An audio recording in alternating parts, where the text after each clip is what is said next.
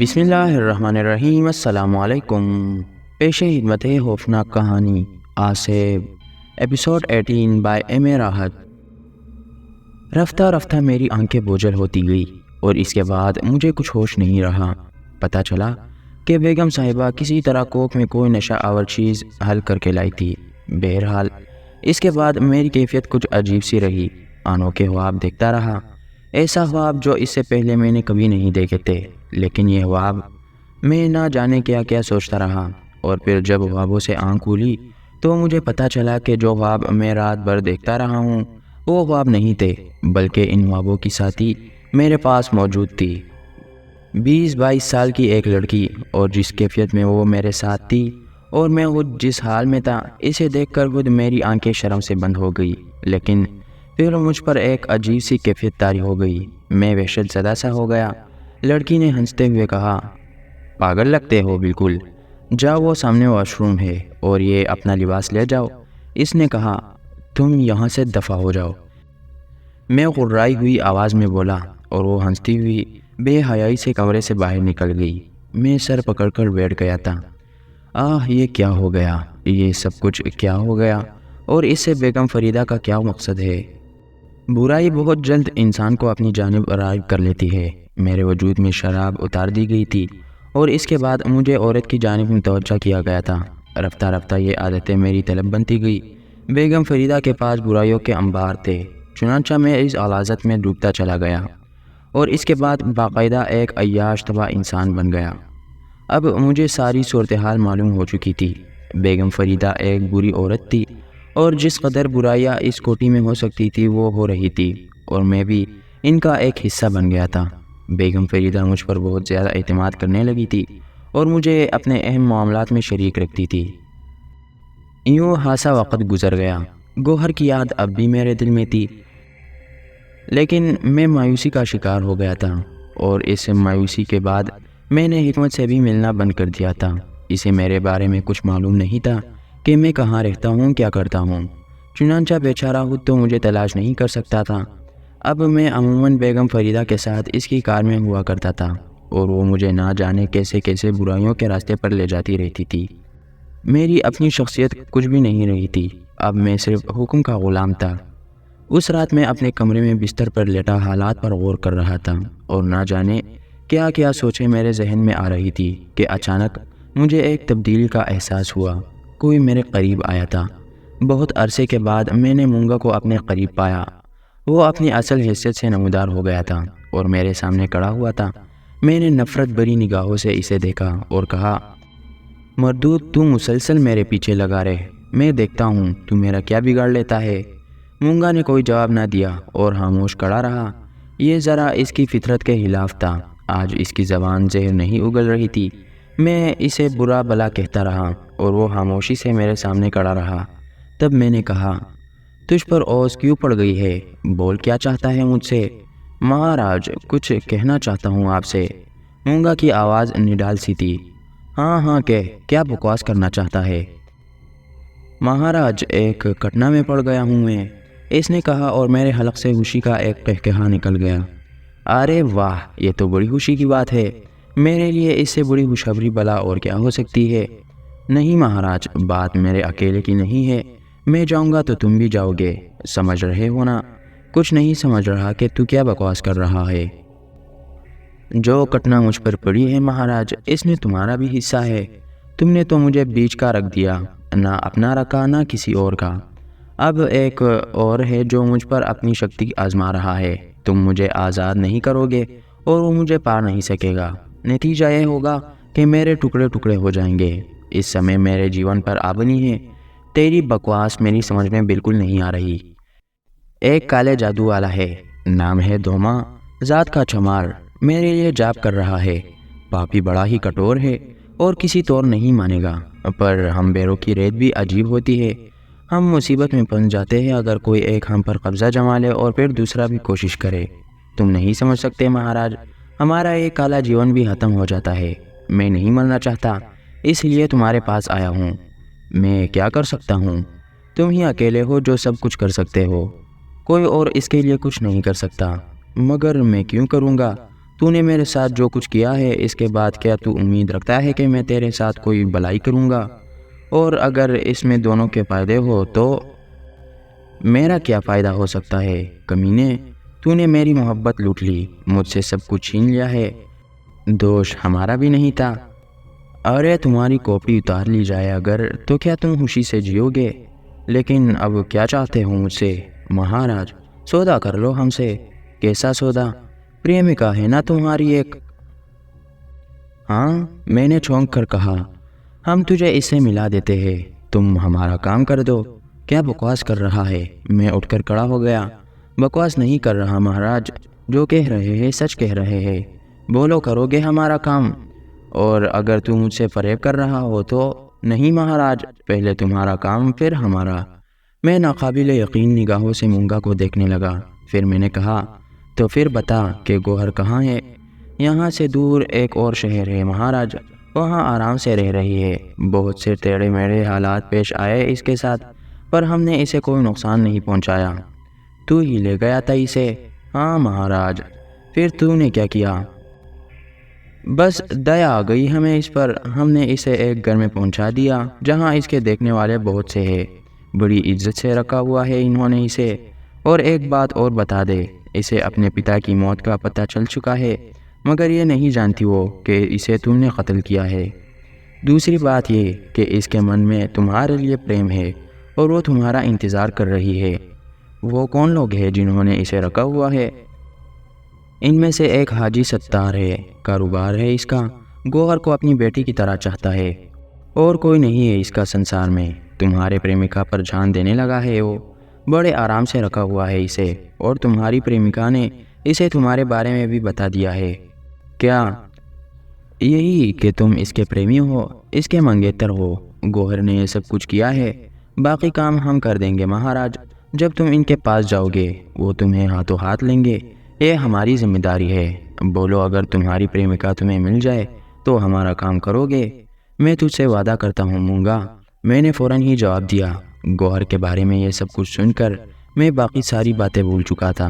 تو پھر اٹھو ہمارے ساتھ، چلو، چھوڑو یہ جگہ جہاں تم آپسے ہو۔ میں ایک بار پھر دھوکہ کھانے کے لیے تیار ہو گیا۔ اس منحوس آسے پر یقین کرنے کو جی نہیں چاہتا تھا، لیکن گوہر کا نام ایسی اہمیت رکھتا تھا کہ سب کچھ بھول کر میں اس کے ساتھ چلنے کے لیے تیار ہو گیا۔ اور اب چونکہ وہ خود مصیبت میں پھنسا ہوا تھا، چنانچہ میرا بھرپور ساتھ دے رہا تھا۔ اس نے مجھے بہت کچھ مہیا کیا، اور اس کے بعد مجھے ٹرین سے ایک لمبا سفر کرنا پڑا۔ باقی لوگوں سے تو اب کوئی واسطہ نہیں رہا تھا، چنانچہ میں سوچنے سمجھنے کی صلاحیتوں سے محروم ہو گیا۔ وہ جگہ جہاں ہم پہنچے تھے عزیز پور کے نام سے مشہور تھی۔ اچھا خاصا چھوٹا موٹا شہر تھا، صاف ستھرا اور خوشنما، پہاڑی سلسلے کے قریب تھا، اس لیے موسم بھی بہت اچھا تھا۔ مونگا میرے ساتھ ایک کوٹھی تک آیا۔ خوشنما بنگلے کا دروازہ بند تھا۔ اس نے کہا، اندر چلے جاؤ اور مونگا پر یقین کر لو، اور خبردار اپنے بارے میں کسی اور کو کچھ نہ بتانا۔ حاجی ستار تم سے مل کر خوش ہوگا، سارا بندوبست ہے ہمارے پاس۔ مجھے یقین نہیں آ رہا تھا کہ جس گوہر نایاب کو میں کھو چکا ہوں وہ دوبارہ اس طرح میری زندگی میں دوبارہ شامل ہو جائے گا۔ جب میں گیٹ کے قریب پہنچا تو مونگا نے آخری بار مجھ سے کہا، اور دیکھو مہاراج، ایک بات ہم بتائی دے رہے ہیں، ہمارا کام ہونے سے پہلے کوئی اور کام نہ کرنا، ورنہ نقصان کے ذمہ دار خود ہوگے۔ مطلب یہ ہے کہ اپنی پریمکا سے نہ تو شادی کی سوچنا، کیونکہ تمہارا دین دھرم بیچ میں ہے، اور نہ ہی اسے یہاں سے لے جانے کی کوشش کرنا۔ بس یہاں رہو، اور اس کے بعد ہم تمہیں اپنا کام بتائیں گے، وہ کام تمہیں کرنا ہے۔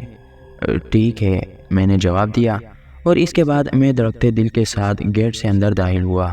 ایک ملازم نے مجھے دیکھ کر کہا، کیا بات ہے جناب، کس سے ملنا چاہتے ہیں آپ؟ یہاں گوہر رہتی ہے؟ حاجی صاحب کی ماں بولی بیٹی، ہاں اسی کی بات کر رہا ہوں۔ ہاں جی رہتی ہے، اور حاجی ستار موجود ہے؟ وہ بھی ہے۔ تم ان سے کہہ دو کہ نادر ملنا چاہتا ہے۔ ٹھیک ہے صاحب، آپ یہاں رکو، ملازم نے کہا اور اندر چلا گیا۔ کچھ لمحوں کے بعد دروازہ بہت زور سے کھلا۔ حاجی ستار کے ساتھ گوہر بھی باہر آئی تھی۔ اس وقت میں ایک صاف ستھرے لباس میں ملبوس تھا، چہرہ وغیرہ بھی صاف شفاف کر لیا تھا۔ گوہر نے مجھے دیکھا اور سکتے کے عالم میں رہ گئی۔ حاجی ستار آگے بڑھا اور اس نے کہا، تم نادر ہو؟ جی۔ گوہر کے منگیتر؟ جی، میں نے جواب دیا۔ حاجی ستار نے گوہر کی جانب دیکھا اور اس کے چہرے پر عجیب سے تاثرات تھے۔ پھر حاجی ستار نے کہا، گوہر بیٹی، یہی نادر ہے؟ جی جی جی، گوہر نے آہستہ سے جواب دیا۔ حاجی ستار مجھ سے باغگیر ہو گیا، پھر کہنے لگا، کہاں چلے گئے تھے تم نادر؟ کیا اس طرح سے ہونا چاہیے تھا؟ بس جناب، کیا عرض کروں، کچھ ایسی ہی الجھن میں گرفتار ہو گیا تھا میں۔ آؤ اندر آؤ، گوہر مجھے تمہارے بارے میں سب بتا چکی ہے۔ میں اسے ہمیشہ یہ تسلی دیتا رہا تھا کہ بیٹا، انسان اگر زندہ ہوتا ہے تو کبھی نہ کبھی ضرور اپنوں سے ملتا ہے۔ تم ضرور اسے مل جاؤ گی۔ ہم اسے امید پر جی رہے تھے۔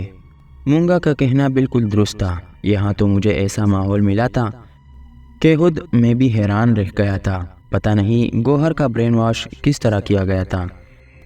ماضی کی کوئی بات اس کی ذہن میں نہیں تھی۔ پہلے کی نسبت وہ مجھ سے کچھ زیادہ ہی بے تکلف نظر آتی تھی۔ تنہائی میں اس سے ملاقات ہوئی تو میں نے اس سے کہا، گوہر، گزرے ہوئے واقعات تمہیں یاد ہے؟ یاد کیوں نہیں؟ ابا جی کے موت کے بعد میں نہ جانے کیسے طلسم میں پھنس گئی، نہ جانے کیوں میرا ذہن معوف ہو گیا تھا، اور اس کے بعد حاجی صاحب نے مجھے سہارا دیا، ورنہ نہ جانے میرے ساتھ کیا ہوتا۔ اور اب حاجی صاحب مجھے اپنے بیٹیوں کی طرح چاہتے ہیں۔ ان کا بھی دنیا میں کوئی نہیں ہے، مجھے کوئی دقت نہیں ہوتی۔ گوہر، کیا تم نے یہاں مجھے اپنا منگیتر ظاہر کیا ہے؟ میں نے کہا، اور گوہر حیرت سے مجھے دیکھنے لگی۔ تو کیا میں نے جھوٹ کہا ہے؟ میں نے عجیب سی نگاہوں سے اسے دیکھا۔ بہرحال وہ طلسم زدہ تھی۔ مونگا نے نہ جانے کس طرح یہ بات اس کے ذہن میں بٹھا دی تھی کہ میرے اس سے منگنی ہو چکی ہے، اور اب میں اس کی تردید نہیں کرنا چاہتا تھا۔ پھر میں یہی رہنے لگا۔ حاجی ستار کا سلوک میرے ساتھ بہت اچھا تھا اور وہ ہر طرح سے میری دلجوئی کرتے تھے۔ گوہر کے ساتھ میرا بہترین وقت گزر رہا تھا۔ تقریباً 2 ہفتے ہو گئے تھے مجھے یہاں، اور نہ جانے کیوں یوں لگ رہا تھا جیسے زندگی کو ایک محور مل گیا ہے، اور اس کے بعد بھی زندگی ہنسی خوشگوار ہے۔ پھر ایک بار مونگا نے مجھ سے ملاقات کی، میرے کمرے میں آ گیا تھا۔ اب اس کا انداز بہت بدل گیا تھا۔ کہنے لگا، مہاراج، 15 دن ہو گئے آپ کو یہاں آئے ہوئے، اب میری کام کی بھی سوچو۔ ہاں، کیونکہ تم نے اپنا وعدہ پورا کیا ہے، اس لیے میں بھی اپنا وعدہ پورا کروں گا، لیکن یہ بتاؤ کہ مجھے کیا کرنا ہوگا؟ دوما چمار اپنا ایک اگن منڈپ بنا کر بیٹھا ہوا ہے، اور اس نے مجھے قبضے میں کرنے کے لیے جاب شروع کرنے کا فیصلہ کر لیا ہے۔ اس کا وہ اگن منڈپ کہاں ہے؟ میں تمہیں وہاں تک پہنچا سکتا ہوں، لیکن وہ ہے بہت خطرناک۔ تمہیں اس سے ہر طرح کا مقابلہ کرنا پڑے گا۔ اس کے بعد میں گوہر کو حاصل کرنے میں کامیاب ہو جاؤں گا نا؟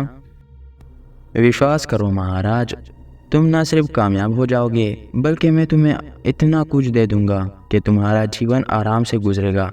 مگر یوں سمجھ لینا کہ کام بہت مشکل ہے۔ میں اس کام کو آسان کرنے کی کوشش کروں گا۔ میں نے جواب دیا، تو پھر سنو، یہاں سے کافی فاصلے پر ہندو دھرم کی آبادی ہے۔ وہاں انہوں نے مندر وغیرہ بنا رکھے ہیں، اور اس کے ساتھ ہی انہوں نے شمشان گھاٹ بنایا ہے۔ شمشان گھاٹ کے دوسرے سرے پر دوما چمار کا اگن منڈپ ہے۔ مگر پریشانی کیا ہے؟ پریشانی یہ ہے کہ جب تک دوما کو اس کے اگن منڈپ سے نکالا نہیں جائے گا، یہ کام ہونا مشکل ہے۔ یہ کام سنت راج بنسی بھی نہیں کر سکا۔ سنت راج بنسی کا نام تو میں نے پہلے بھی لیا ہے۔ ہاں مہاراج، وہ ہمارا ہمدرد ہے، مگر دوما چمار کالے جادو والا ہے، اور وہ بہت آگے نکل چکا ہے۔ تو بس ٹھیک ہے، مجھے کوشش کرنے دے۔ تو مجھے اس کے بارے میں پورا پتہ بتا دے۔ تب اس نے مجھے اس جگہ کا پتہ بتا دیا، اور میں اس کا کام کرنے کے لیے تیار ہو گیا۔ ظاہر ہے گوہر کو ان تمام باتوں کے بارے میں بتانا مناسب نہیں تھا، چنانچہ میں گوہر سے کچھ کام کا کہہ کر وہاں سے چل پڑا۔ حالانکہ میرے ذہن میں کوئی راستہ نہیں تھا کہ میں کس طرح یہ کام کروں گا، لیکن بہرحال اب جو کچھ بھی تھا کوشش تو مجھے کرنی ہی تھی۔ اس کام کو کرنے کے بعد اگر گوہر کو میں پالوں گا تو زندگی کا مقصد حل ہو جائے۔ بہرحال ہندوؤں کی بستی سے گزرنے کے بعد میں اس شمشان گھاٹ کی جانب چل پڑا۔ راستہ بے حد ویران تھا، اور یہ جگہ ہندوؤں کی آبادی سے دور تھی۔ میں نے مونگا کو آواز دی تو وہ میرے پیچھے ہی موجود تھا۔ راستہ ٹھیک ہے نا مونگا؟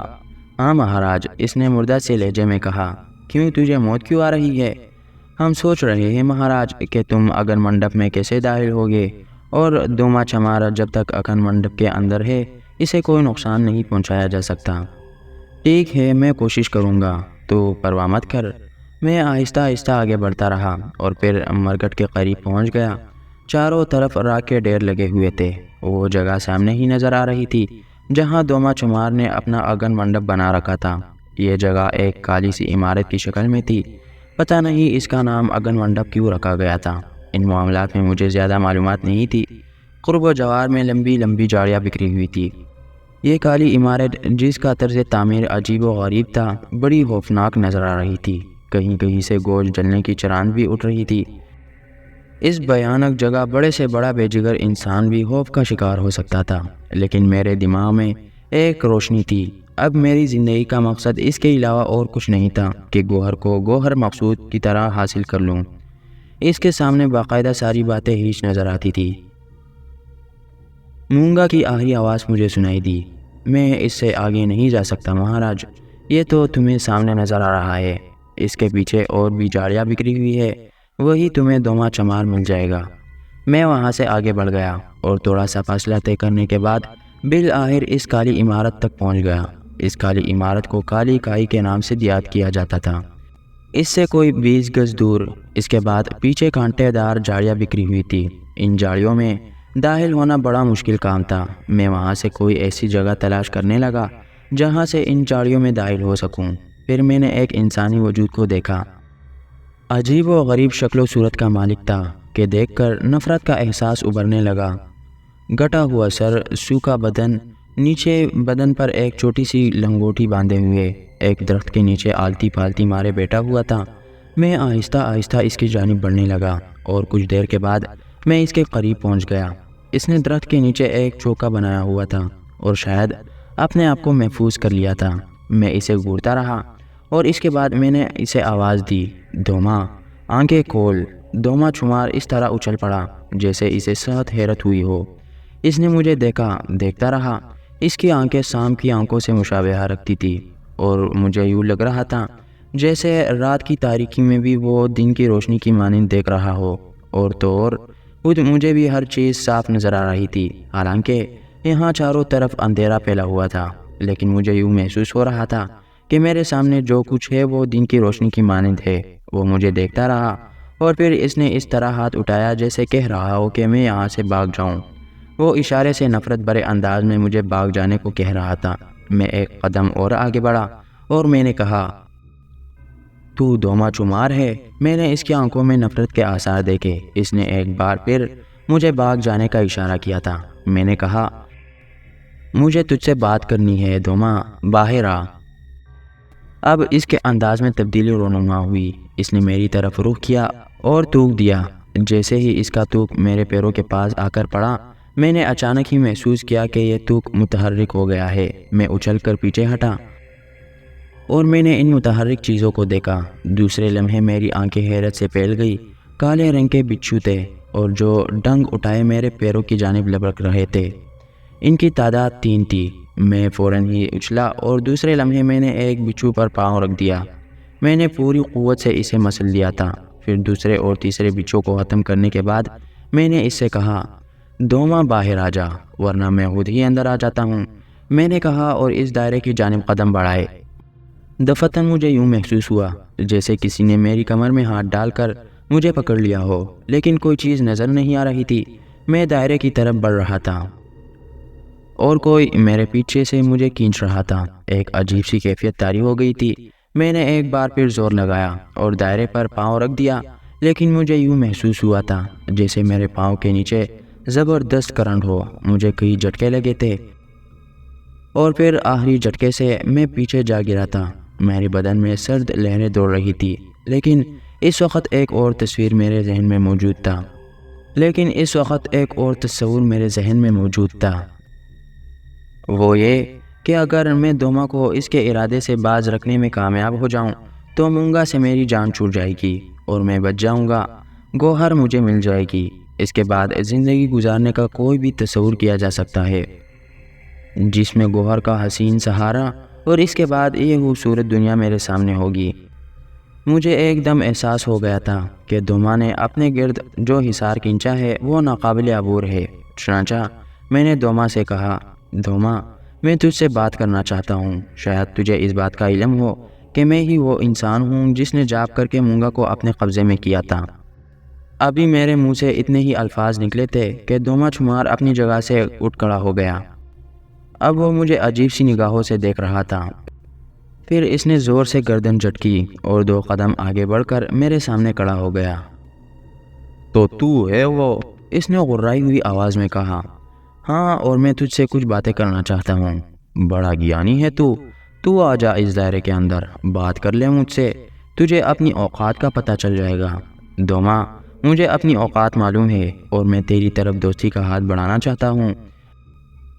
ارے جا پاپی، مسئلہ جانتا دانتا کچھ نہیں ہے، دوما سے دوستی کرے گا۔ جانتا ہے دوما سے ہاتھ ملانے والا کون ہو سکتا ہے؟ کم از کم اسے شنکا ہونا چاہیے۔ دوما کے لہجے میں بے پناہ غرور تھا۔ دوما، میں تجھ سے بات کرنا چاہتا ہوں، مجھ سے بات کر۔ اچھا ہی ہے کہ تو بھاگ جا، جو کچھ تو نہیں کر پایا وہ مجھے کرنے دے۔ مونگا اب میرا بیر ہے، تیرے بس کی چیز نہیں ہے وہ، سمجھ رہا ہے نا؟ مگر دوما، میں تجھے وہ نہیں کرنے دوں گا جو تو کرنا چاہتا ہے۔ تو پھر اندر آ جا، تجھے اپنی شکتی کا پتہ چل جائے گا۔ اس نے مجھے چیلنج کرنے والے انداز میں کہا، لیکن مجھے یہ اندازہ ہو گیا تھا کہ اس دائرے کے اندر داخل ہونا ممکن نہیں ہے۔ البتہ میرے دل میں عام و غصے کا طوفان جاگ اٹھا تھا۔ اگر دوما کو شکست نہ دی جائے تو پھر زندگی کا مزہ ہی جاتا رہے گا۔ ایک لمحے کے لیے میں نے کچھ سوچا اور پھر یہ فیصلہ کیا کہ جلد بازی نہیں کرنی چاہیے۔ یہاں تک جو کچھ ہو چکا ہے وہ ہو ہی گیا ہے، اب اس کے بارے میں ذرا مختلف انداز میں سوچنا ہوگا، اور یہی میرے حق میں بہتر تھا۔ چنانچہ میں نے دوما سے کہا، ٹھیک ہے دوما، میں پھر آؤں گا، لیکن تو بھی سوچ لینا، میرا مسئلہ ہی کچھ ایسا ہے کہ میں یہ سب کچھ کرنے پر مجبور ہوں۔ اس نے حقارت سے مجھے دیکھا، پھر نفرت سے ہاتھ اٹھا کر بولا، جا بھاگ جا، بیکار ہے تیری ساری کوششیں، کچھ نہیں ملے گا تجھے ان کاوشوں سے، تیرا من جب چاہے آ جانا، میں تیرا سواگت کروں گا، مگر ایسے کہ بعد میں تو یہاں قدم نہیں رکھے گا۔ ابھی تو کچھ بھی نہیں کیا ہے ہم نے تیرے ساتھ، جا دفع ہو جا، تجھ جیسے ہی چلے آتے ہیں میرے پاس، چلا جا ورنہ جیون کو بیٹے گا۔ میں نے ایک لمحے کے لیے کچھ سوچا، پھر وہاں سے واپس پلٹ پڑا۔ یہ اندازہ تو ہو گیا تھا کہ میں اس وقت دوما کا کچھ نہیں بگاڑ پاؤں گا، وہ اپنی پوری طاقت میں ہے۔ میں کچھ دور آگے نکل آیا تو میں نے اپنے ساتھی قدموں کی چھاپ سنی، اور مجھے ایک لمحے میں اندازہ ہو گیا کہ مونگا اس وقت میرے پاس موجود ہے۔ میں نے اسے آواز دی، مونگا۔ ہاں مہاراج، مونگا کے لہجے میں اداسی تھی۔